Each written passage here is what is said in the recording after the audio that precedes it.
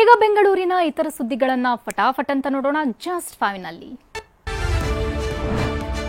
ಅಕ್ರಮ online betting ಕೇಸ್ನಲ್ಲಿ Veerendra ಪಪ್ಪಿಯನ್ನ September 22ರವರೆಗೆ ನ್ಯಾಯಾಂಗ ಬಂಧನಕ್ಕೊಪ್ಪಿಸಲಾಗಿದೆ.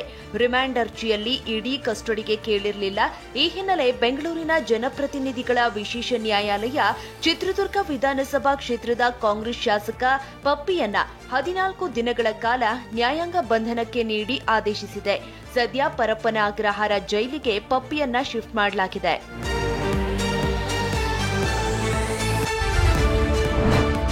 ಮತಾಂತರ ನಿಷೇಧ ಕಾಯ್ದೆ ಹಿಂಪಡೆಯುವಂತೆ ವೇದಿಕೆ ಮೇಲೆ ಸಿಎಂಗೆ ಕ್ರೈಸ್ತ ಧರ್ಮಗುರು ಪೀಟರ್ ಮಚಾಡೋ ಮನವಿ ಮಾಡಿದ್ದಾರೆ. ಶಿವಾಜಿನಗರದಲ್ಲಿ ಸಂತ ಮೇರಿ ಮಾತೆ ಉತ್ಸವದಲ್ಲಿ ಸಿಎಂ ಕೂಡ ಪಾಲ್ಗೊಂಡಿದ್ರು. ಈ ವೇಳೆ ಮಾತನಾಡಿದ ಪೀಟರ್ ಮಚಾಡೋ, ನಾವು ಮತಾಂತರ ಮಾಡುತ್ತೇವೆ ಎಂದು ಕಾಯ್ದೆ ತಂದಿದ್ದಾರೆ. ಅವಸರ ಹಾಗೂ ಒತ್ತಡದಿಂದ ನಾವು ಮತಾಂತರ ಮಾಡಲ್ಲ. ಕಾನೂನಿಗೆ ವಿರುದ್ಧವಾಗಿ ಮತಾಂತರ ಮಾಡಿದ್ರೆ ಕ್ರಮ ಕೈಗೊಳ್ಳಿ. ಅದನ್ನ ನೀವು ಹಿಂಪಡೆಯುತ್ತೀರೆಂಬ ವಿಶ್ವಾಸ ಇದೆ ಅಂತ ಹೇಳಿದ್ದಾರೆ. ಮತಾಂತರ ಮಾಡಿದಂತ ಮಸೂದೆ ವಾಪಸ್ ತಗೊಳ್ತೀರಿ ಅಂತಂದು ನಮ್ಮ ವಿಶ್ವಾಸ ಕೊಟ್ಟಿದ್ದೀರಿ. ಒಂದು ರೀತಿಯಲ್ಲಿ ನಮಗೆ ತಲೆ ತಗ್ಗಿಸುವಂತ ಮಾಡೋದು, ಅದನ್ನು ತೆಗಿಬೇಕು ಮಾಡ್ತೀವಿ. ಕೋಟಿ ಕೋಟಿ ಹಣ ಇಟ್ಟರೂ ಕೋರ್ಮಂಗ್ಲಾ ವ್ಯಾಲಿ ಪ್ರಾಜೆಕ್ಟ್ ಇನ್ನೂ ಮುಗಿಯುತ್ತಿಲ್ಲ. ಈವರೆಗೂ ಅರೆಬರೆ ಕಾಮಗಾರಿ ನಡೆಸಲಾಗಿದೆ. ಚರಂಡಿ ನೀರು ಹಾದು ಹೋಗೋ ಜಾಗದಲ್ಲಿ ಜಲಮಾರ್ಗ ಮಾಡ್ತೇವೆ ಅಂತ ಪಾಲಿಕೆ ಹೇಳ್ಕೊಂಡಿತ್ತು. ಆದ್ರೆ ಈಗ ಹೂಕುಂಡ ಇಟ್ಟು ಬಿಲ್ ಮಾಡಿಕೊಂಡು ಗ್ರೇಟರ್ ಬೆಂಗಳೂರು ಪ್ರಾಧಿಕಾರ ಸೈಲೆಂಟ್ ಆಗಿದೆ ಅನ್ನೋ ಆರೋಪ ಕೇಳಿ ಬಂದಿದೆ.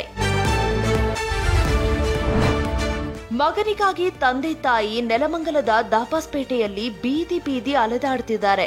ಸಾಕು ಮಗ ಚೌಡಪ್ಪನನ್ನ ಕಳೆದುಕೊಂಡು ಹನುಮಂತಪ್ಪ ಸಾಕಮ್ಮ ದಂಪತಿ ಕಣ್ಣೀರಿಡುತ್ತಿದ್ದಾರೆ. 3 ತಿಂಗಳ ಹಿಂದೆ ಚೌಡಪ್ಪ ಬೆಂಗಳೂರಿಗೆ ಕೆಲಸಕ್ಕೆ ಬಂದಿದ್ದ. ಆದ್ರೆ ಆಗಸ್ಟ್ 15ರಿಂದ ಕೆಲಸಕ್ಕೂ ಬಾರದೆ ಊರಿಗೂ ಹೋಗದೆ ನಾಪತ್ತೆಯಾಗಿದ್ದಾನೆ. ಈಗ ಮಗನ ಹುಡುಕಿ ಕೊಡಿ ಅಂತ ದಾಬಾಸ್ಪೇಟೆಯಲ್ಲಿ ದಂಪತಿ ಕೇಸ್ ದಾಖಲಿಸಿದೆ.